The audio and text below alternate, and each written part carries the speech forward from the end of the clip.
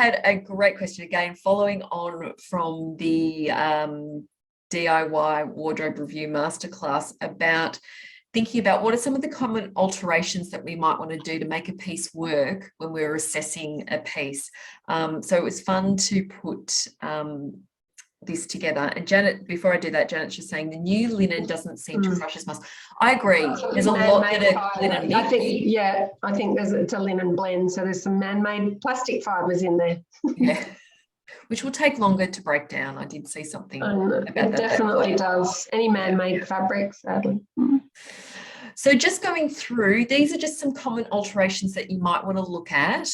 And I know there's a lot of arrows everywhere, but if we just go through one by one, I like lots of arrows, you see. So when you are looking at a dress, some of the most common alterations will be around, especially with the sleeveless dress, we find the shoulder line. We find that a lot if, one, you are a petite, because often the sort of torso length can be a little bit long. So if you take it up at the shoulders, automatically everything fits beautifully. Or if you're a triangle and you are buying a dress to fit the hip line, often there can be sometimes some excess fabric, I know there is for me, around the bust area. So by just taking that up a little bit, it fits flush, so I don't have this weird baggy thing happening around the bust area. I think I would add one more arrow to that, Fee, and do the bust, under bust shaping too. Yes, we will add that one too as well, the darting. And we can add it to this one too. In the green top, yeah. Sleeve length as well for a dress, but I thought I'd tackle that over in tops. Waist shaping, I often find that there needs to be a little bit of extra waist shaping happening, or in a slightly different place, especially if you've got a raised waist, that sometimes there needs to be a little alteration done around that waist shaping. The other place that I find often needs a little bit of work is if the dress is quite straight at the bottom.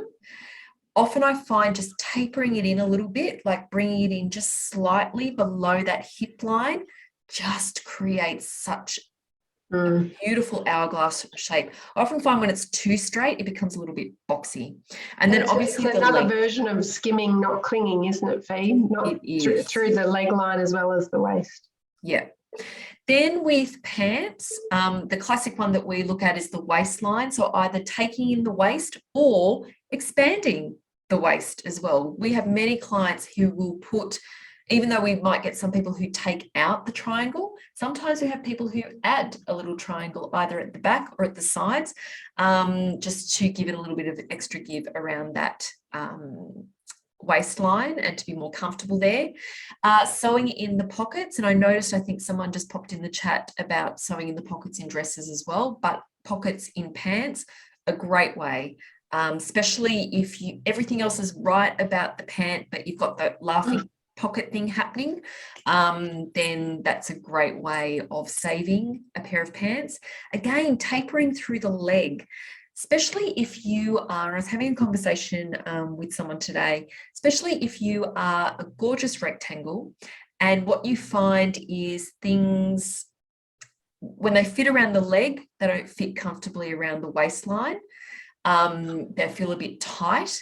So it's the opposite to a triangle. We often find it for a rectangle. So what you might want to do is get to fit around the waist and then taper in the leg to make that work for you.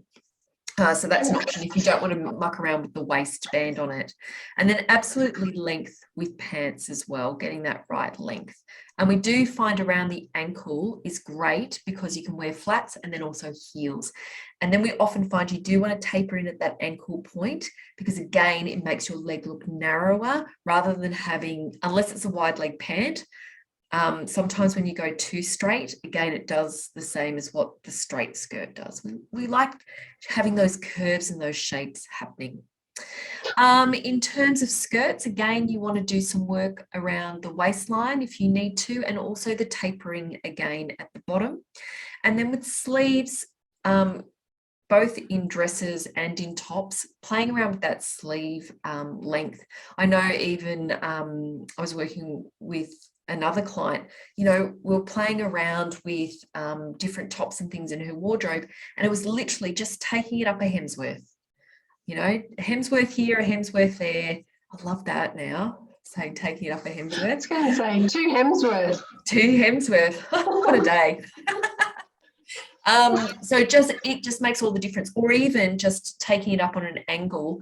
And I do have a virtual wardrobe client where she's actually just sort of lifted, you know, part of the sleeve and just had a little bit of gathering where it just lifted it, and it's just so subtle. So it made all the difference in terms of that. And then also length of tops that you can play around with as well, depending on your proportions and height there.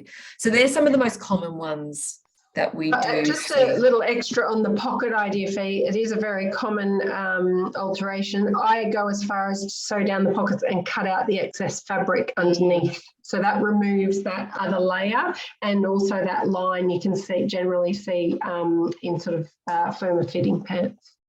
Yeah, absolutely.